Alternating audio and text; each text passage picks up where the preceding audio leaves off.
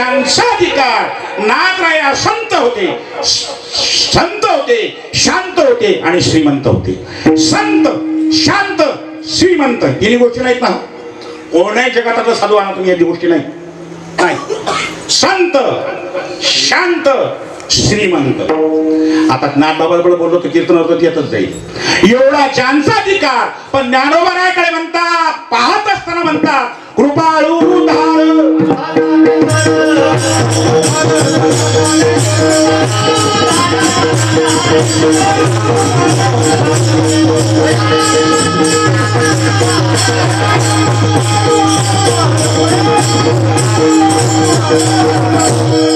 चला दुसरे संत घ्या, नामदेवराया.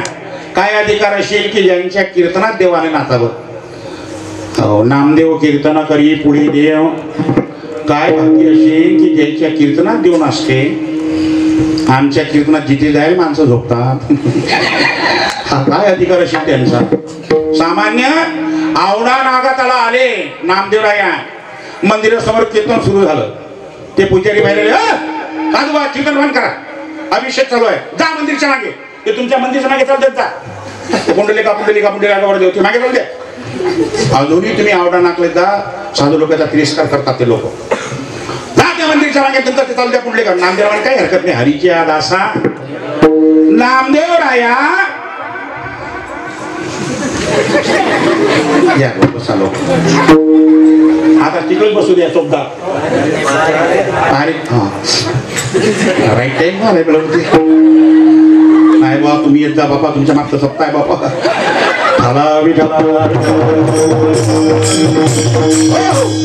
नामदेवराया राहुळाच्या मागे आले आणि कीर्तन सुरू झालं. जसं कीर्तन सुरू झालं,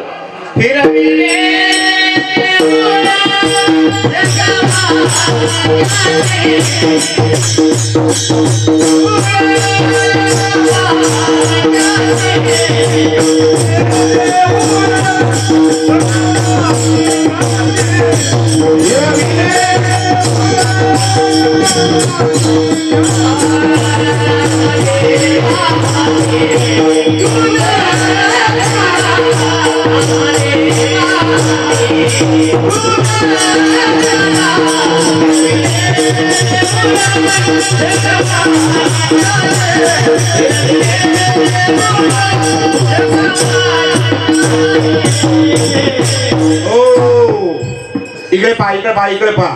तुम्ही जा. देऊळ फिरलं देऊळ. अरे नामदेवरायांनी एवढा अधिकार केला की नामदेवरायांनी ज्ञानोबारायांच्या सानिध्यामध्ये परमार्थ केला.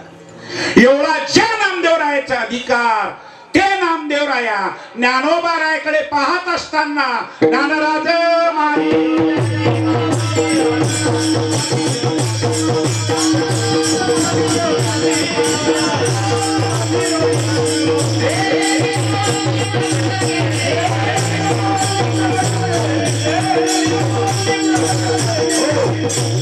बाबा याचा मला पुढचे संत घ्या. जनाबाई.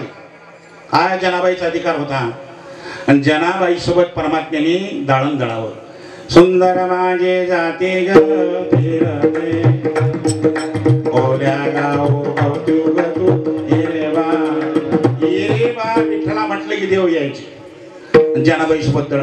जनाबाईची वेणी देवानी करावी, जनाबाईची फणी देवानी करावी.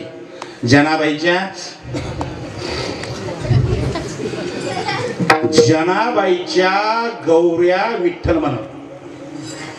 बरोबर आहे ना. जनाबाईच्या गौऱ्या विठ्ठल म्हणत. विठ्ठल ताली गौरी सकून पेटत नाही आजी. बापा लांड्या बरोबर आहे बाबा. लो हे असामान्य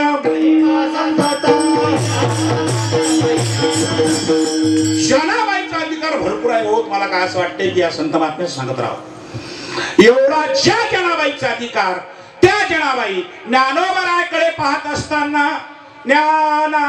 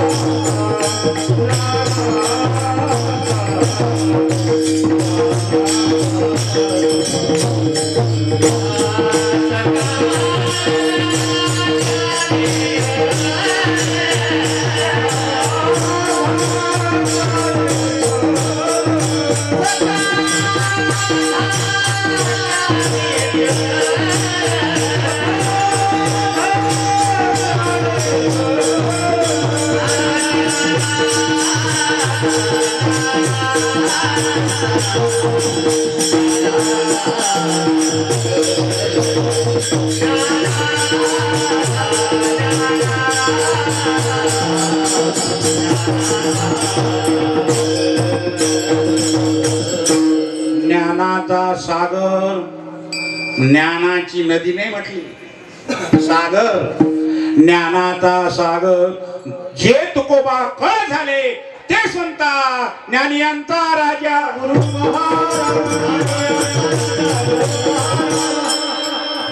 चला आता हे संत ज्यांच्यासाठी देवानी लढावं.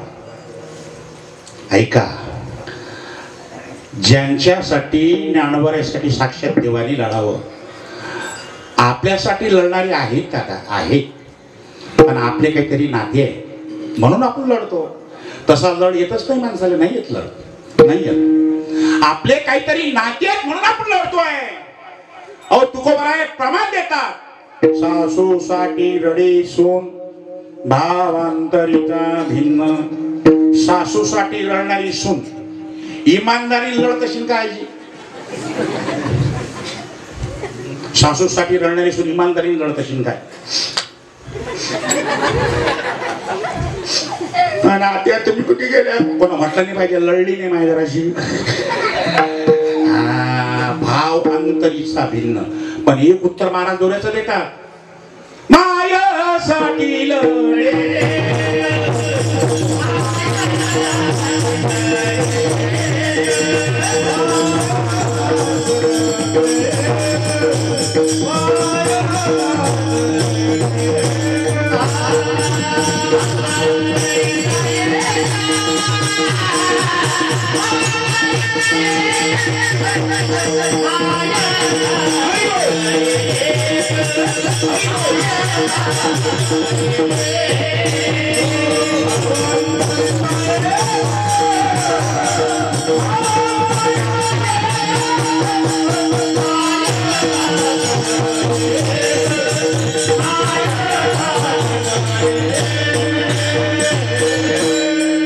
मायासाठी लढेले.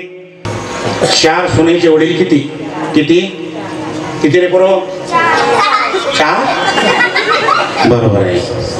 चार पोरीचे वडील एक. हा बाबाचा फरक आहे. त्या पोरीला फक्त निरोप जाऊ दे, निरोप सासरवाडीले बाई तरी आई गेली. ती पोरगी मग असं नाही म्हणणार, ती पेटी काळ, त्यातली पिवळी स्त्री काळ, त्यातले बी कोटर मारी काळ, फेऱ्यान लवली काळ. जशी असेल तशीच निघेन ती पोरगी, जशी असेल तशी. साडी नाही बदलणार. एसटीत बसली तरी ती पोरगी, गाडी बसली ती पोरगी लढते. पाहत नाही. अहो आमच्या ते महाराजच्या पोरीनं लेकरून फेकून दिलं, फेकून दिलं, लोकांनी झेललं ते तळमळ. बाकी ते तळमळ. पोरगी गावात आली, जसं घर दिसलं ते पोरगी पळतच निघते.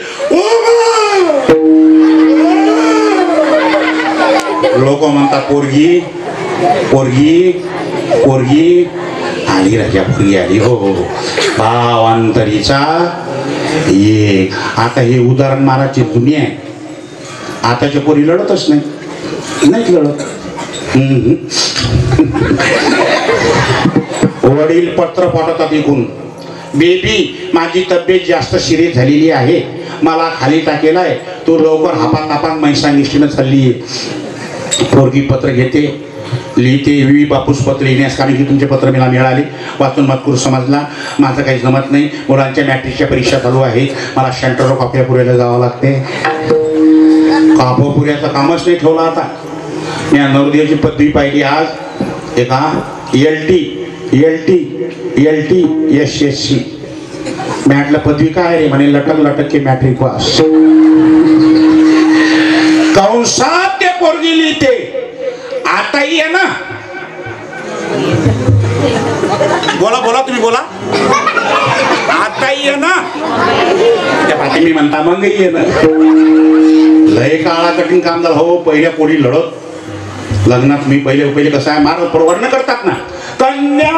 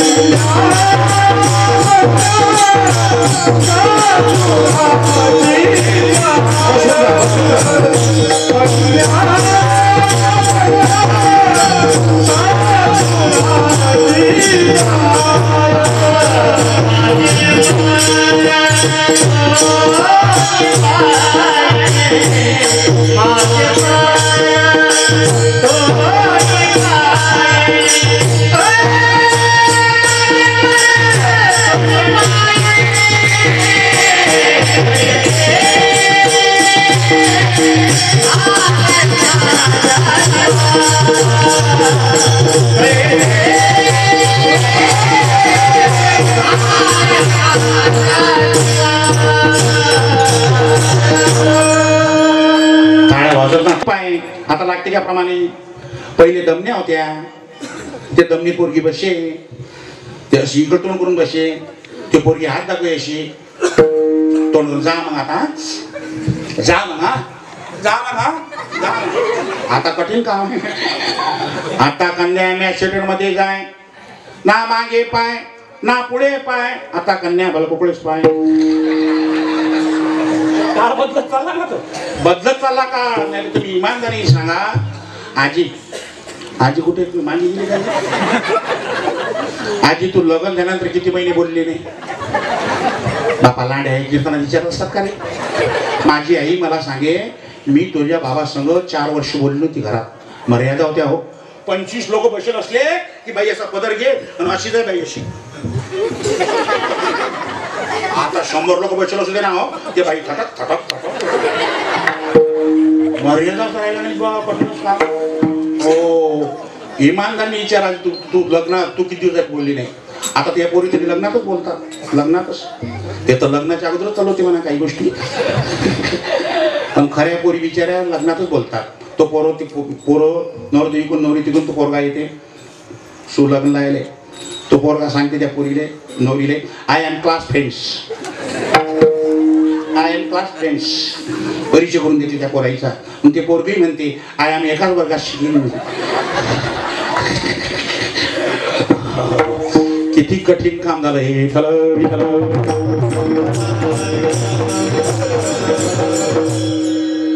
इमानदारी काळ बदलला महाराज. एवढा काळ बदलला.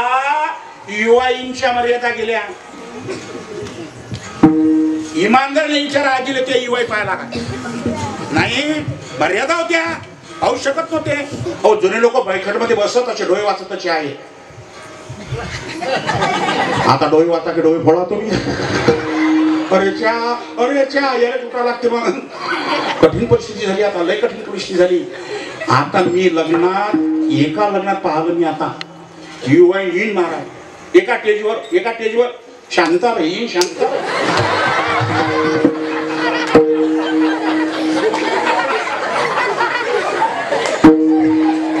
लोक मग पाणी कोण पडून राहिलं कडे. एक हात स्वतः ज्ञानोबारायांचा देवानी धरला आणि एक हात स्वतः गुरुनी धरला. ज्ञानोबारायला समाधी स्थळापर्यंत नेलं. देव निवृत्तीने धरले दोन्ही कर. जातो ज्ञानेश्वर बैसावया. नामदेवरायांच्या कुटुंबाने जागा साफ केली. आतमध्ये पूर्ण जागा साफ केली. एक हात देवानी धरला आणि एक हात स्वतः गुरुनी धरला. काय बाकी स्वतः समाधीमध्ये नेलं ज्ञानोबांना. सर्व वर निघले.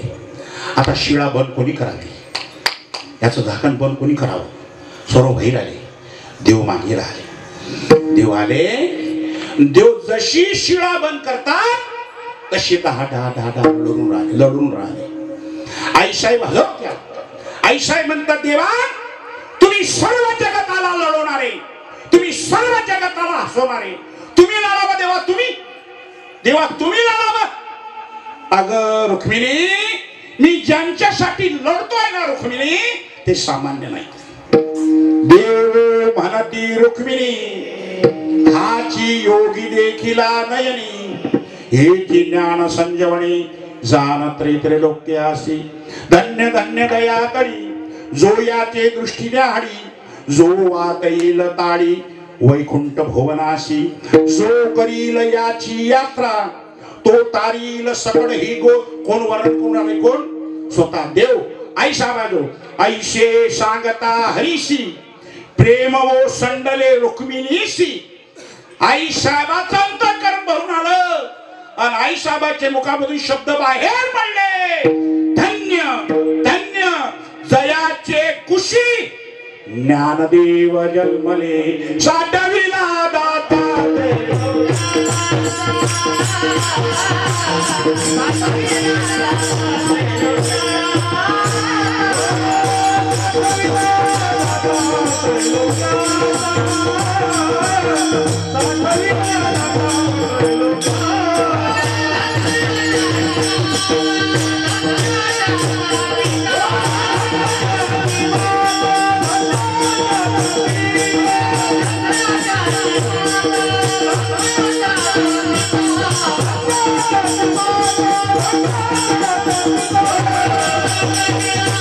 Thank you.